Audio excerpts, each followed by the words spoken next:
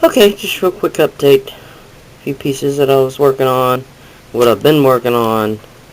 These are the last few stones that I did. I'm sure I've done more that I haven't showed.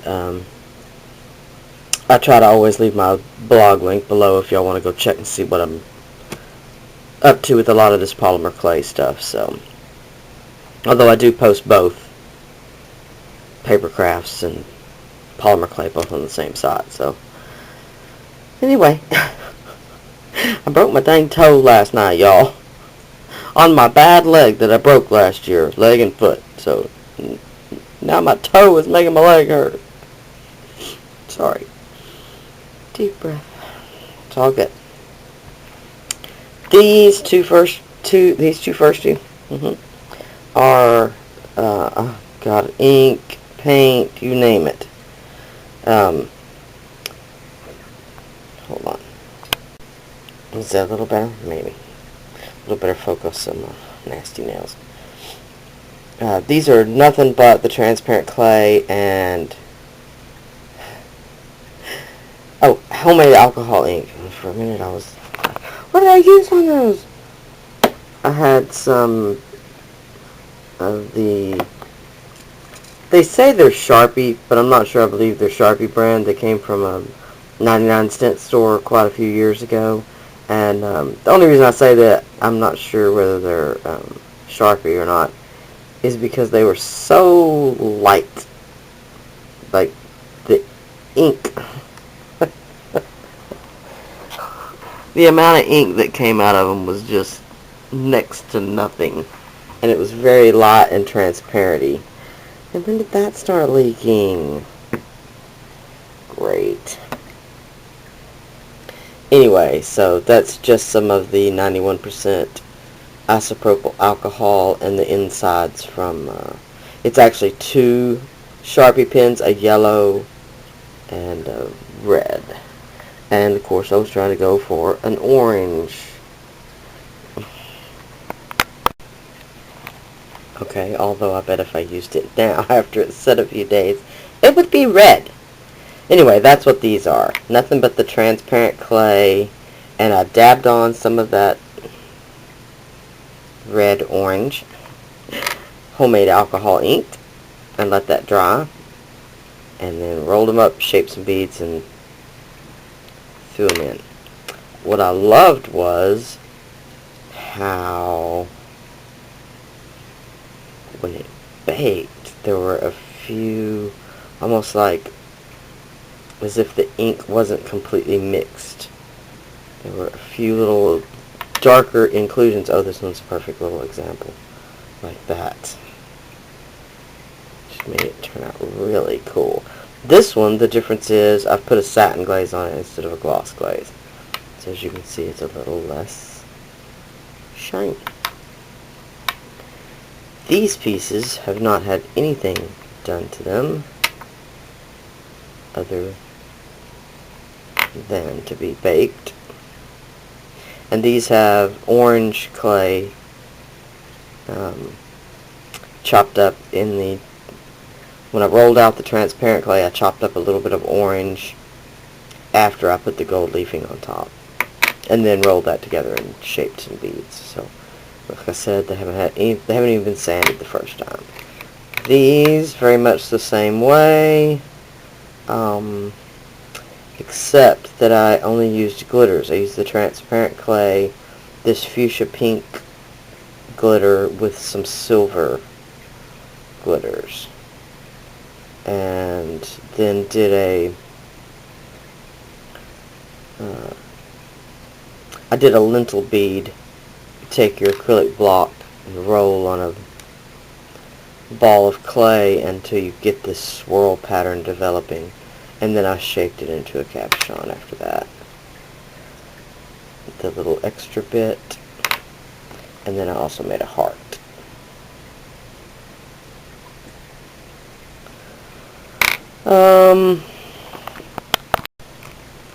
These are that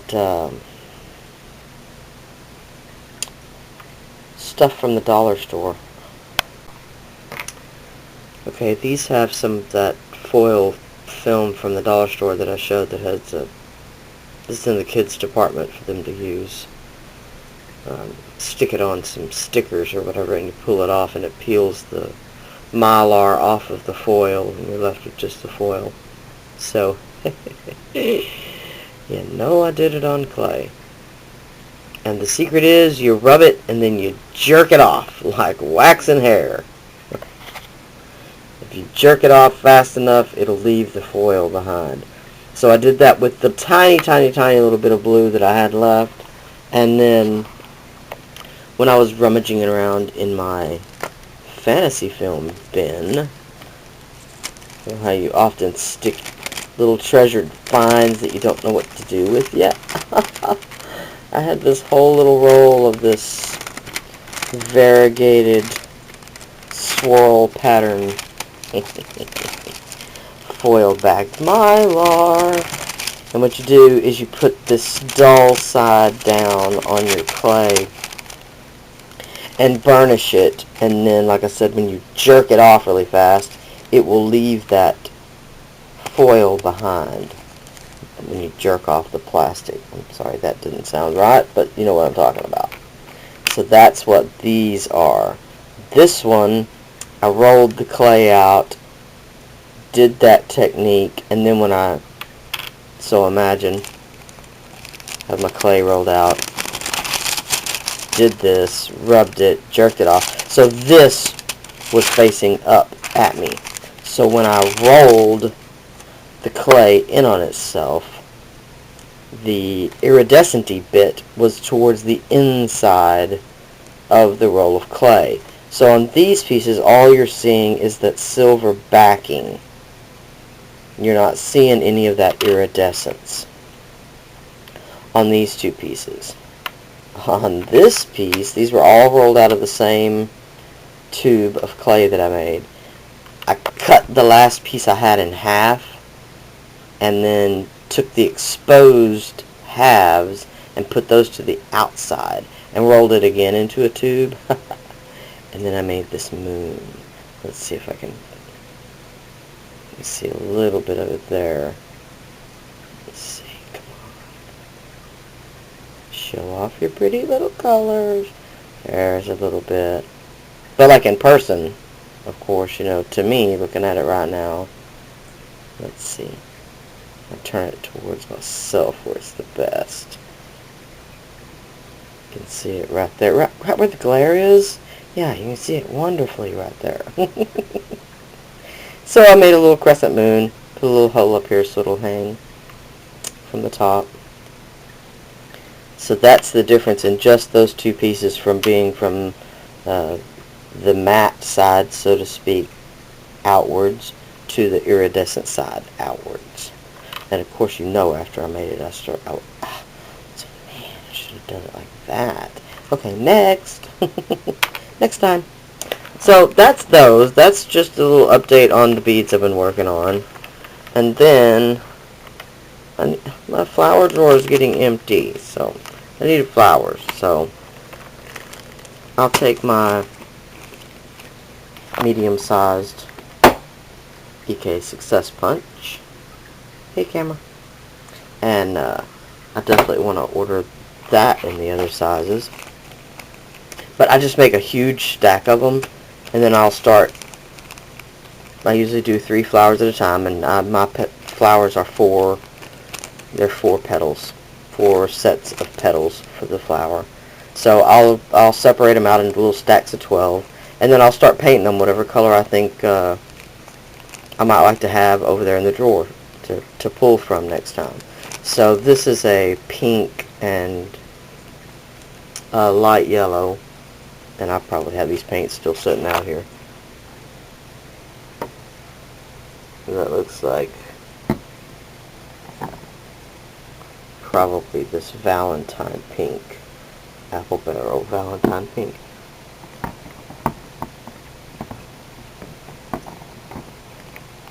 With this Americana taffy cream, and both of those are from the paints that I got from my mother, so they're both really, really old. But hey, old doesn't mean they don't work. So They turned out gorgeous. Sometimes I'll do streaky. Sometimes I'll do them really streaky. Sometimes the two-tone like this. And here's how they turn out. These are candy corn. They're actually persimmon in the my favorite Americana paints. The persimmon and the yellow that I had, and I don't have a lot of yellows, so I've got to order me some yellow paint or get me some. Is this apple barrel canary yellow, and it's almost empty. Most of my yellows are a very pale yellow, so that's one of the only really good yellows that I have. So I need to remember that next time I go. Same thing. I think this is that same canary pink, and I did like I did on these red ones. I just dry brushed them so that there's still a lot of white showing. But after the difference on these is after I painted them while the paint was still a little damp, I sprayed it with my little, mister with just a little water, and then patted the color down just a little bit so it was a little softer. And then these are just obviously solid red. And these are all done on just white cardstock. And if I want them solid, I'll just paint them on both sides. And I'm fumble fingers. So, that's just the ones I have done for right now. I've actually made some and already used them. And then the other thing was I made fabric flowers. And some of these will be for some swaps and stuff like that. Swaps and racks.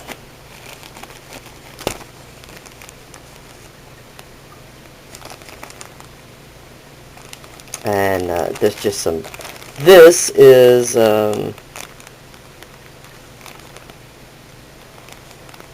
striped cotton. It's a little heavier cotton, like a man's shirt material or something.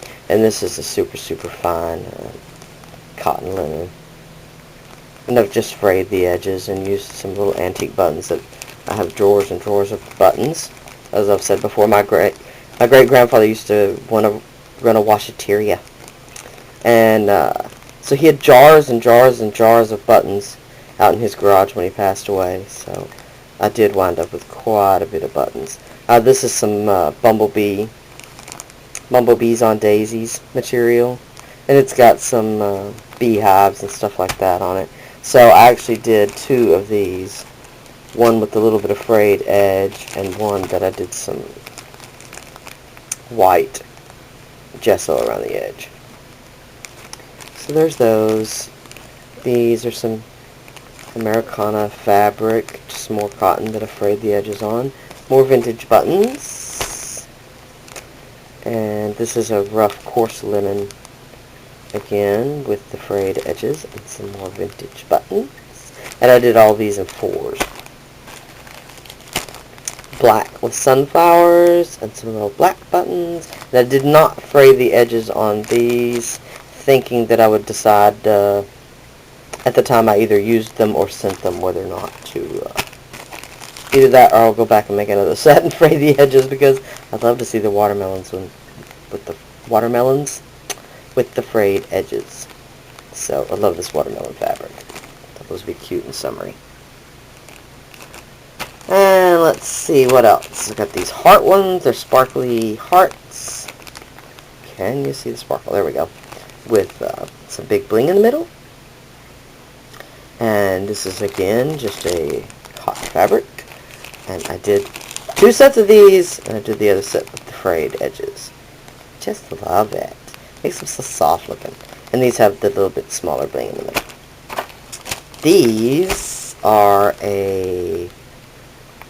Whoa.